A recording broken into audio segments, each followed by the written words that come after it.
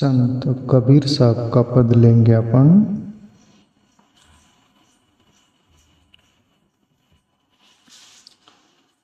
जन्म धोखे में खोए दियो,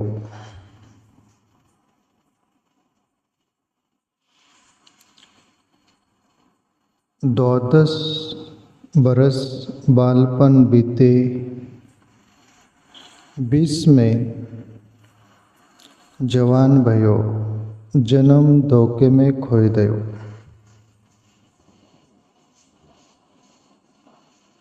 जीवन में हम ये जिंदगी मिली है, कीमती है, ईश्वर ने एक प्रेम के खातिर दी है। कबहू की करुणा करी नर देहे, दीनी बिनु हेतु सनई। रामायण की चौपाई। प्रभु ने बोले कोई भी स्वार्थ के बिगर ये मनुष्य जिंदगी दी।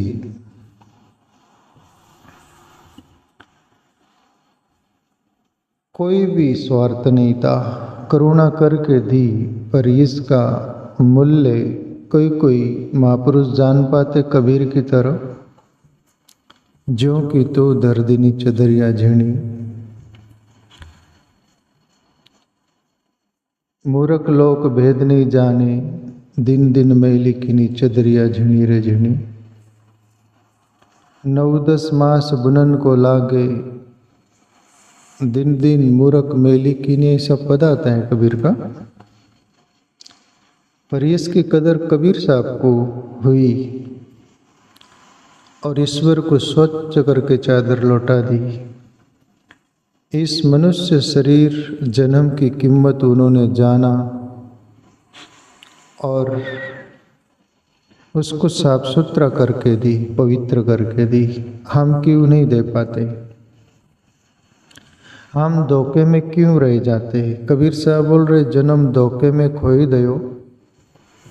बहुत धोखे में जीवन खो जाता है। ये पद पूरा अपन लेंगे, उसके पहले मैं एक छोटी सी दृष्टांत भरी कहानी लूँ हमारी जिंदगी पर है, जो कबीर साहब बोल रहे हैं। एक जौहरी था और 50 वर्ष की उम्र में उनका शरीर छूट गया। लड़का था एक, गोद में स्त्री और एक लड़के को छोड़ गया। और कहते हैं कि पति मर जाने के बाद लड़का है छोटा, उसका लालन पालन करना है माँ को, और बहुत कुछ पैसा था, लोगों ने डुबो दिए नहीं। पति ही मर गया, जिसके पास सब बेवरा था, किसको दिया क्या नहीं दिया। और एक बेटे को पालने के लिए बहुत सारा दुष्पुर हो गया, माँ तकलीफ में है। पर हीरा एक वो जौहरी जो पति था, वो अपनी पत्नी को दे गया था एक हीरा, कोहिनूर। लड़का करीब 15-20 वर्ष के आसपास हो गया है। एक दिन माँ बोली बेटे खाने के लिए पीने के लिए अपने को पैसा नहीं, तो तुम्हारे पिताजी ने एक हीरा दे गया है। वो बोले थे कि ये अमूल्य है, यानी बेशकीमती है, इसका कीमत नहीं हो सकता, ऐसा बोल गए थे, कीमत बता नहीं गए।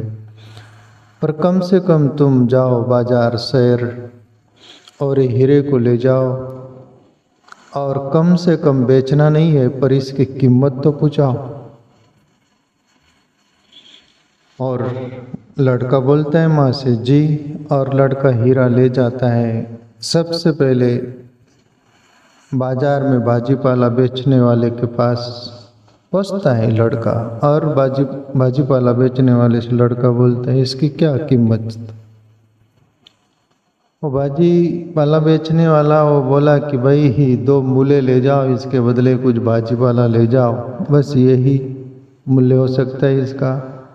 अभी बाजीपाले बिकने वाले की भी तो सोच उतनी होगी, वो हीरा को क्या पारख करे। माँ ने तो बोला था बेचना नहीं, पर कम से कम कीमत जान के आना। आगे बढ़ा और कुछ लोगों के पास सोनार के पास पहुंचा। सोनार बोले कि 50-100 रुपया ले लो, दे दो, इसकी 50-100 रुपये कीमत हो सकती है। परफेक्ट नहीं बोला सोनार भी। आगे धीरे धीरे बहुत लोगों के पास पहुंचा, फिर जोरियों के पास पहुंचा जो हीरे के पार की थे, छोटे मोटे जोरी। किसी ने 5,000, किसी ने 10,000 और कुछ आखिरी जोरी तक पहुंचा तो वो 1 लाख रुपया तक कीमत बोला। माँ ने तो बोला था बेचना नहीं, कीमत जानना। फिर भी लड़का आगे बढ़ते गया। एक बुजुर्ग प्रौढ़ हीरे के पार की जोरी था, बुजुर्ग था, बुढ़ा। वो आखिरी मिला और वो सज्जन था, प्रामाणिक था, हीरे का पार की था। और लड़का बोलता है कि मेरी माँ ने बोला है ये कीमती, ये इसकी कीमत जानना है हीरे की। वो तो चौका पीली बात हो बूढ़ा जोरी, और बोला कि ये तो बेशकीमती है, अमूल्य है, इसका मूल्य नहीं हो सकता। और कहाँ से लाए तुम, किसके लड़के हो? तो वो बाप का नाम बोलता है सब, उनके बाप को भी वो जान पहचानता था। बोले ये इसके मूल्य नहीं हो सकता, मेरे पास जितनी भी संपत्ति है वो सब मैं दे दूँ, मेरे पास हीरे भी बहुत है वो भी दे दूँ, तो भी इसकी कीमत नहीं हो सकता। प्रामाणिक बोला। पर ये जो लड़का था बोला हमारे खाने पीने को ही नहीं है कुछ पैसा, तो आप कुछ कीमत बता दो इसकी, हम बेचना चाहते हैं।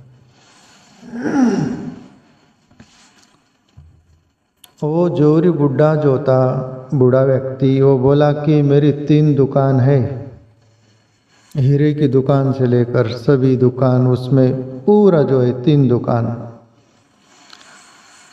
और एक दुकान में 15 मिनट दिया जाएगा तुमको, दूसरी दुकान में 25 मिनट दिया जाएगा, तीसरी दुकान में 60 मिनट दिया जाएगा, और आपको उस दुकान में से मजदूर लोग भी दिए जाएंगे। आप केवल इशारा करना कि ये बाहर निकालो, दुकान के बाहर निकाल देना है। पहली दुकान 15 मिनट। और वो लड़का हीरे नग पड़े थे, वो भी काफ़ी कीमती थे, उनको देखकर मुग्ध होता है, बहुत सारा चीज़ देखकर। उसके पास वो बुजुर्ग जोरी एक व्यक्ति छोड़ रखा था, टाइम, इसको टाइम भी बताना, 5 मिनट हो गए, 10 मिनट। वो बोले कि अरे कुछ तो निकालो, टाइम हुआ जा रहा है आपका, बाहर निकाल दिया जाएगा, फिर वापस नहीं आ सकोगे अंदर। और बोले अरे रुको, अभी 15 मिनट देखने में ही बीत गए। तब वो व्यक्ति उसको बाहर निकाल देता है, कुछ भी नहीं निकाल पाया वो। दूसरी दुकान पर ले गया तो वहाँ भी बहुत कीमती चीज़ थी, उसमें भी उसको 25 मिनट दिया गया था। 25 मिनट में जो पसंद कर ले बाहर निकाल दिया जाए, पर 25 मिनट वहाँ भी बिता देता है, कुछ नहीं, देखने में ही मुग्ध हो गया। वहाँ भी 25 मिनट खर्च हो गए। फिर तीसरी दुकान में वहाँ 60 मिनट दिया गया था। तो वो बहुत बड़ी दुकान थी, उसमें सभी वैरायटी थी, सब फैसिलिटीज थी, जिंदगी का सब सामान था उसमें। वहाँ देखकर तो मुग्ध हो गया, देखने में ही बिता दिया। करीब 55 मिनट के आसपास हो गया, तब वो व्यक्ति जो था वो बोला आपका टाइम ख़त्म हुआ जा रहा है, 60 मिनट हो जाएंगे, आप कुछ लेना हो तो ले लो। तो वो आखिरी निकलते 59 मिनट हो गया। आखिरी निकलते समय ये एक जो थैला होता है ना, वो थैला बोलते हैं ना, वो उस थैले को उठा लिया और उस थैले में लोहे के टुकड़े पड़े थे, पत्थर पड़े थे, कचरा पड़ा था, कुछ गंदगी का सामान सब थे। वो कचरा भरा था उसमें, वो पोते में। वो उठा लिया, बाहर निकल गया आखिरी निकलते। तब वो जो बूढ़ा जोरी था वो बोला था, जो व्यक्ति टाइम बताने वाला, उसको बाहर निकालने वाला, उसको खबर कर दी गई कि ये तीनों दुकान में से कुछ नहीं, आखिरी दुकान में से एक पोता निकाला है, उसमें लोहे के टुकड़े थे, पत्थर थे, ऐसा गंदा था कुछ सामान, वो कोई काम का नहीं। तब वो जोरी बूढ़ा बोलता है कि उसको 3 धक्के देकर निकाल दो वहां से।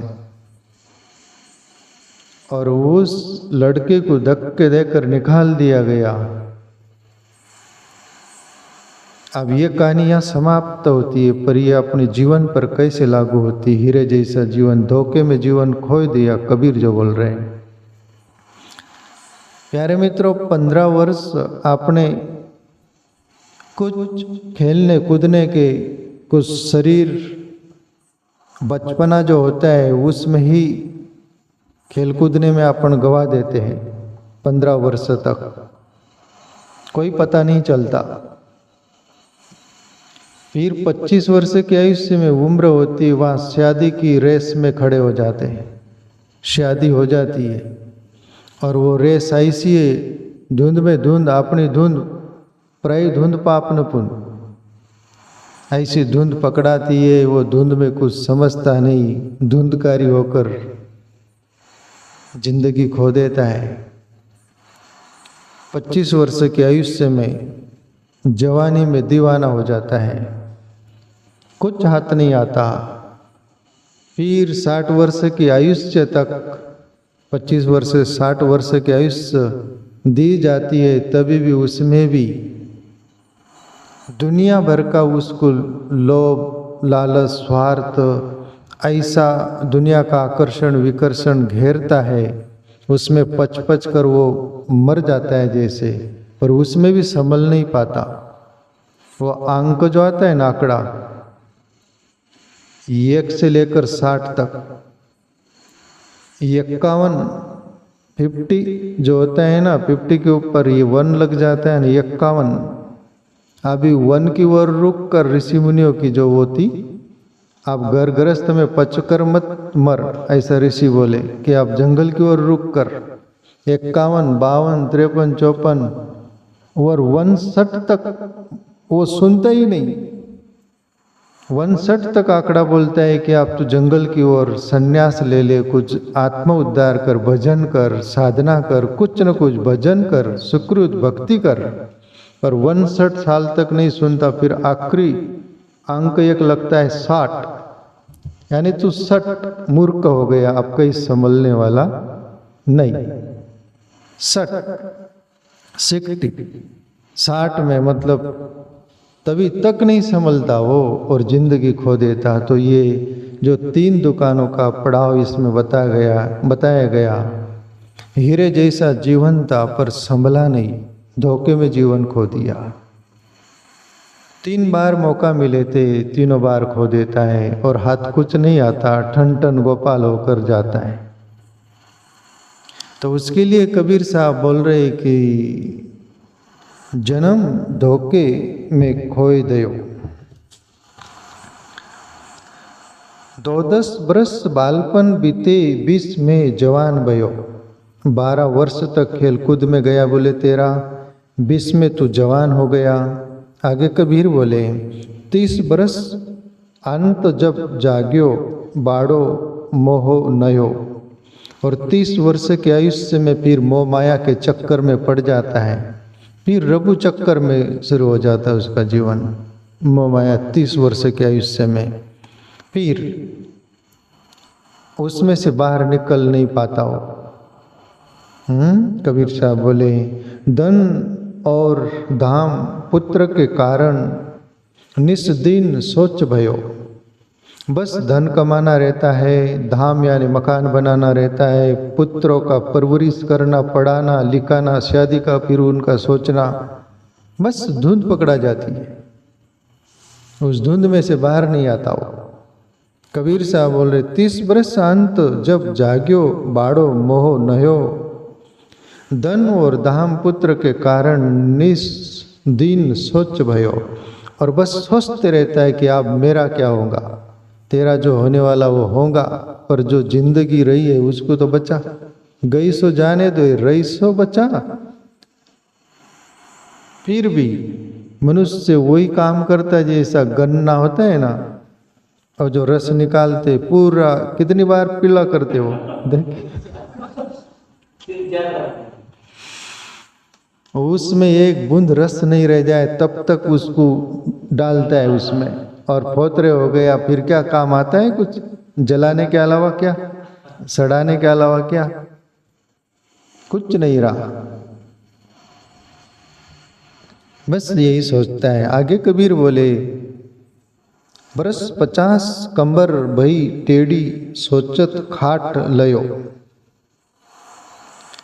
और 50 वर्ष की उम्र, अभी तो 60 वर्ष के अंदर जाना चाहते लोग। अब जीना बहुत हो जाता है, इतना वर्ष उम्र नहीं ले पाते लोग। अनेक प्रकार का सभी छिद्र हो गए, सब पानी निकल जाता है। जैसे बाल्टी कुएं से निकालो, बहुत बाल्टी को छेद है, एक बूंद पानी नहीं रह जाता, फिर क्या है? सूखी बाल्टी जलाओ, मर जाते बेचारे। समझदारी से फूक दो, हमको कुछ काम नहीं आया। कबीर साहब बोले, बरस 50 कमर भई टेढ़ी सोचत खाट लयो। टेढ़ा होकर चलता है फिर भी बड़ा, क्या बोलते हो, वड़ नहीं गई सड़, क्या बोलते हो, सड़ गई पर वड़ नहीं गई। वो पकड़ रही थी, वाकड़ा तेकड़ा भी हो गया, खाट पर पड़ा भी रहता है, पर घर वाले पर आर्डर चलाता है, तभी तो सुधर, नहीं सुधरेगा वो। आगे कबीर साहब बोले, लड़का बाहर बोले बोल बूढ़े ही मरत गयो। और लड़के फिर बोलते, बस मर जाना आप, क्या कमाया हमारे लिए, क्या किया हमारे लिए। एक बाप से ऐसे लड़के चिल्लाकर बोल रहे थे, क्या किया हमारे लिए। बोले, मैंने नहीं किया होता तो तू पैदा होता है क्या। बोले,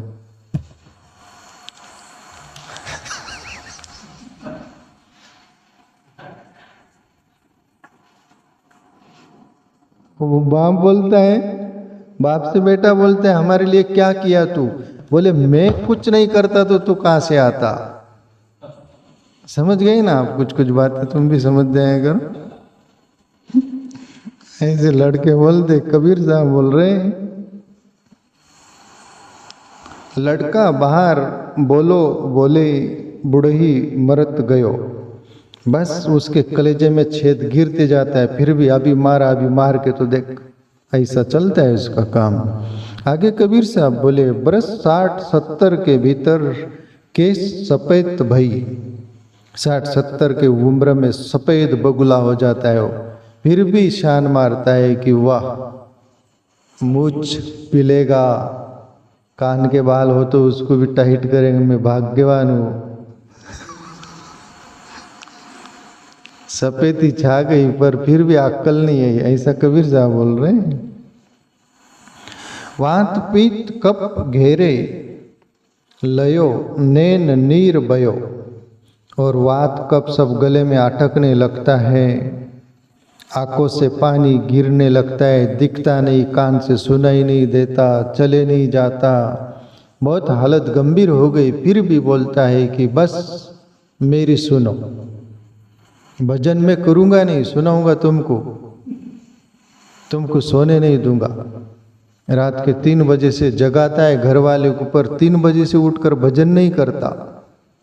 इतना बूढ़ा आदमी भी तब तक नहीं सुधरता। कबीर साहब बोले, आखिरी कबीर साहब बोलते आखिरी पंक्ति में, न गुरु भक्ति न शुभ साधु सेवा न कर्म करियो।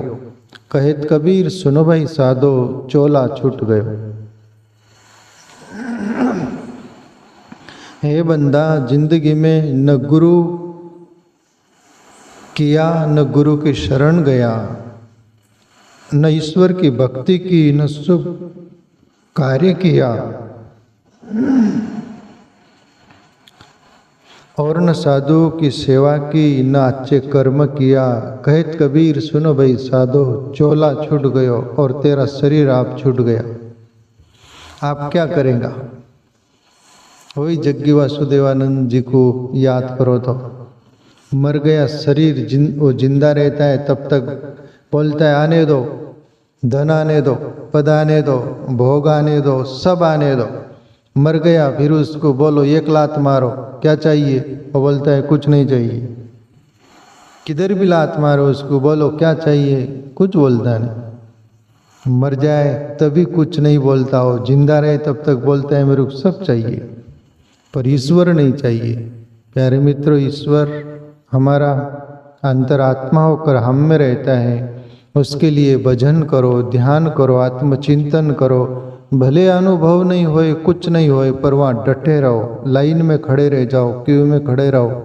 कोई न कोई जन्म में तो नंबर जरूर लगेगा, ये तुम्हारे संस्कार के रूप में पड़ा रहेगा। बाकी लगे रहो लाइन में।